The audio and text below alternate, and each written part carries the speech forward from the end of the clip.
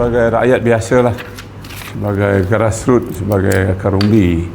Pertama-tama kali saya nak menyebutkan bahawa kerajaan yang ada sekarang ni, kerajaan PMX ni, kerajaan PH ke yang kita panggil hari ni, sesungguhnya mereka ini telah wujud sebagai kerajaan atas asas yang salah, iaitu di mana rakyat telah diberikan janji-janji yang kosong, janji-janji yang palsu, janji-janji yang tidak ditunaikan. Misalnya soal minyak, soal menghapuskan PPTN, soal menghapuskan tol. Jadi atas harapan rakyat ini yang dimanipulasikan, mereka mendapat sokongan rakyat untuk membentuk sampai sekarang sebuah kerajaan. Jadi semuanya itu tak menjadi kenyataan. Rakyat tahu perkara ini adalah satu pembohongan, satu penipuan.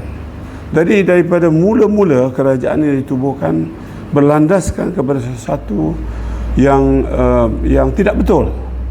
Jadi dah mula ada kekecewaan itu bila dalam masa beberapa bulan ini tak ada tanda-tanda janji-janji terutama dalam manifesto ini menjadi kenyataan benda itu. Yang keduanya, saya melihat prioriti PMX ni jadi kerajaan sekarang, jadi pemimpin sekarang, bukan benar-benar nak memberikan satu kepedulian, keprihatinan kepada masalah-masalah yang dideritai rakyat, tapi macam satu proses membalas dendam, mencari kesalahan pemimpin-pemimpin lalu, walaupun ada banyak pemimpin lalu telah menyokong dia dan memberikan sokongan pada masa yang lalu, yang dah menaikkan dia dan sebagainya, tapi dia masih menganggap pemimpin-pemimpin ini macam pemimpin-pemimpin yang harus diambil tindakan kerana kononnya ada soal mengambil wang kerajaan atau wang rakyat yang belum lagi terbukti, yang tidak ada bukti-bukti yang dikemukakan setakat ini.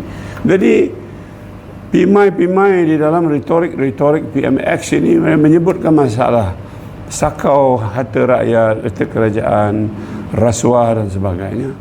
Jadi kerana itu dia hilang fokus kepada janjinya untuk memberikan kepedulian kepada rakyat bagi menyelesaikan masalah yang ditanggung oleh rakyat dalam pelbagai bidang, daripada berbagai segi. Kos hidup yang semakin tinggi, gaji yang tak naik, dengan ada OPR ni, kos pinjaman semakin tinggi, tidak ada usaha-usaha yang positif dan konstruktif yang kita dapat lihat bahawa mereka ini memanggil pelabur-pelabur untuk membekalkan peluang-peluang pekerjaan atau peluang-peluang perniagaan yang bertambah di dalam negara kita. Tidak ada usaha untuk membuat langkah-langkah tambahan bagi memperkenalkan Malaysia sebagai satu negeri yang mempunyai potensi yang besar untuk berkembang pada masa akan datang, yang pernah satu ketika kita menjadi Asian Tiger kerana kehebatan kita, semua tak ada. Dah tak ada. Jadi dahlah berbohong pada awalnya, sampai sekarang tidak mengisi hasrat rakyat dengan perkara-perkara yang tidak fokus. Dan kita lihat kerajaan ini digunakan hanya untuk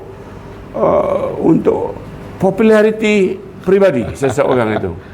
Dia pergi ke masjid semayang, dia buat advertisement iklan yang sebesar, marilah kita semayang bersama-sama. Pergi ke universiti, marilah mahasiswa. Jadi usaha-usaha ini hanya untuk orang yang menjalankan dasar populis. Nak cari populariti. Betul. Agak mungkin dia tak puas masa sebelum jadi kerajaan dulu buat demonstrasi, terbalikkan kereta, hentam polis hentam dia dan sebagainya. Tak cukup lagi lah. Tak cukup. Habis sekarang ni dia buat macam tu. Yang ketiga, saya lihat negara kita ni tidak ada macam satu wawasan yang ada hala tuju.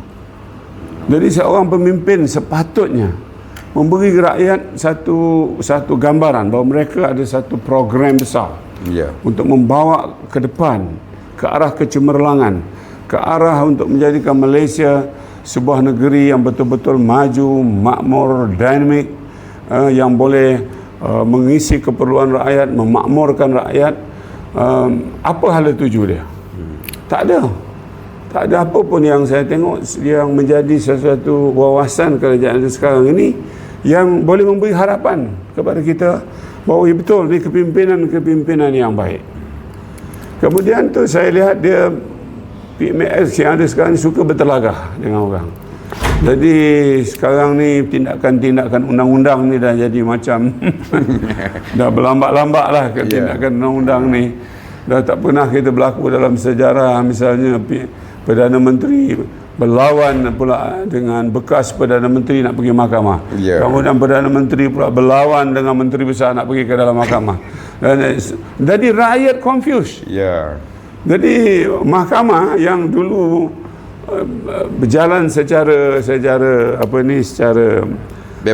bebas dan biasa, sekarang terpaksa menghadapi satu keadaan di mana suasana kestabilan negara ini dikaitkan dengan prestasi sektor kehakiman dan perundangan. Jadi biasalah kalau kita mengambil tindakan pada orang akan ambil tindakan pada kita. Dan bila kita cuba nak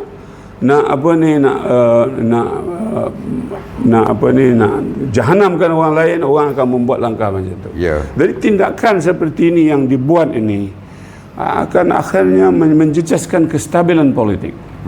Jadi bila tidak ada kestabilan politik, kita tidak boleh harap bahawa negara ini akan ada satu landasan yang kokoh bagi membina kemakmuran pada masa akan datang.